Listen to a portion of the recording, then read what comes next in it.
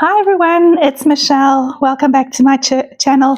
Today I am going to finish off my Funky Chunky journal and it will be the end of this series. Thank you so much for being here and supporting me and commenting. I really do hope this video did inspire you to try and make your own journal, or at least use some of the elements that I've shown you here in your own journal.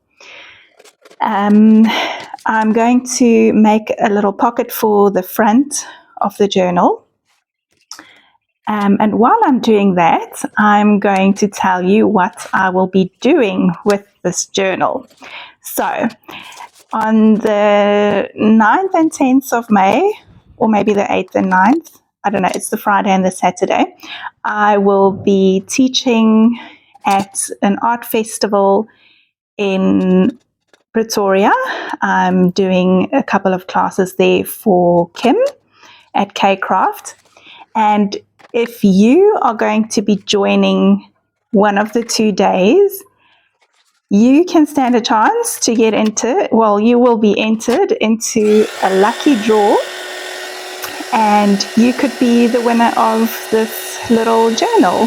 So if you are going to be at the festival, please leave a comment here under this video. Let me know that you are going to be there. Let me know maybe on which day you're going to be there. It doesn't really matter. And then, yeah, just let's hold thumbs that you'll be the winner. I will be doing a post on Facebook, and Kim will also do a post on Facebook once this video goes live, and then all the details will be there. I will put a link onto that post and it will redirect you back to this video where you can just come and leave a comment. I'm very excited for that little festival or art journal retreat. I'm really excited to be teaching people how to be using Marlene's products, and it's a really great privilege for me to be doing that. So while I have been waffling on, I've put together a little pocket there for the front of my journal, just cut some of Marlene's paper, and I used some of my Wow embossing powders on the front there. And I used the neon pink one, of course. It's so beautiful. I also had a little piece of masterboard left that I've created a tag with. And I grabbed a little butterfly that was still left in my stash because I was really trying to finish some of the last little bits and bobs that I had lying around, and just empty that little box as much as possible. I also added a strip of double-sided tape to the inside of that pocket, and I adhered a strip of vellum which I just tore. I didn't measure or cut or anything. Just to add a little bit of extra texture there. I added some stenciling with the playing card stencil set, and I'm just edging around that pocket to make it pop off the background and define it a little bit. And that is the front done, I think. I made this girl for the journal. It's from Marlene's Artist Diary stamp set, and I used the same colors that I've used in the journal, so that like bluey, pinky, and I also used, I think her shirt is purple, so she does match the theme, but she didn't quite do well in the pocket there. So I wanted to add just a touch more color into this journal. So I didn't record all of this. I did pause the video and record, and while I did this, because it was just obviously me doing some strips of paint on pages in the neon color. So whoever wins this journal will have a little colorful extra surprise in there. I thought that I would finish the outside thread by putting beads on them, or beads and buttons and charms and things, but then I realized whoever's going to be getting this one is going to find it difficult to journal in.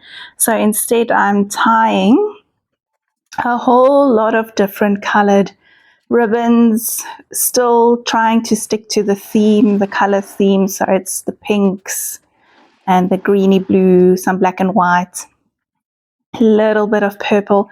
And I'm just tying as many strips of ribbon and fabric as I can onto the little threads that binds the pages together. So this took a little bit of a while, but it was actually a really fun exercise to do. I really love the look of the added texture to any of my work journals. I often use threads and ribbons and pieces of fabric to just add a little extra something to my journals. I eventually did realize that if I put the book flat, it's going to be much easier to manage. And I was right. Should have done that a little bit sooner. I probably could have added a whole lot more pieces here, but it was getting a little bit tricky to work in between all of the ribbons there. So I decided to call it quits anytime now. And then I will show you a little sneak of what it looks like from the side and from the top, and I'll do a little flip through for you as well so that you can have a look at.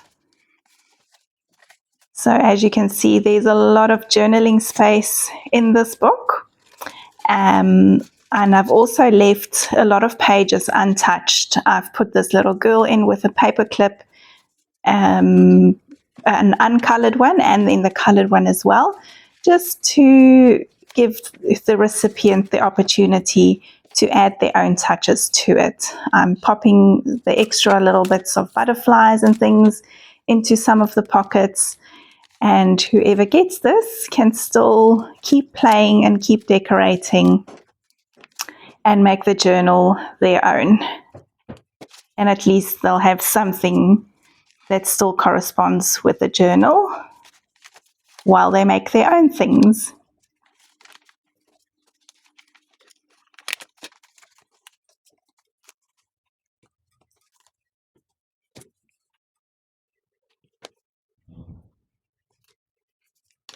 This is the kind of project that could go on forever and ever and ever until each and every page is full and until each and every page is decorated and journaled in.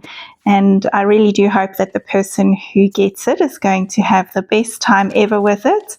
I really look forward to giving this journal away and seeing what it becomes. Hopefully I'll be able to see some way or another. Thank you so much for watching. Thank you for joining me on this journal making series. I really appreciate it. If you have not done so, please remember to subscribe to my channel, and I will see you in May very soon. Bye.